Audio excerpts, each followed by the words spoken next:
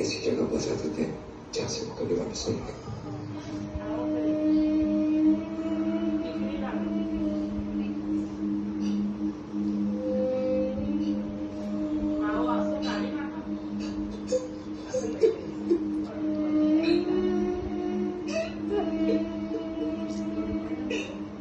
हमने आपको दुनिया के साथ लड़ते दिखाया,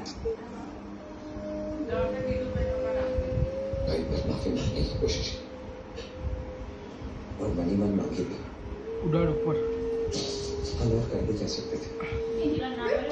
मेरे लिए मेरी फैमिली सबसे ज्यादा इम्पोर्टेंट है और उनके लिए मैं कुछ भी कर सकता, किसी भी हद तक जा सकता और उसको मेरे लिए कुछ भी सही या गलत नहीं।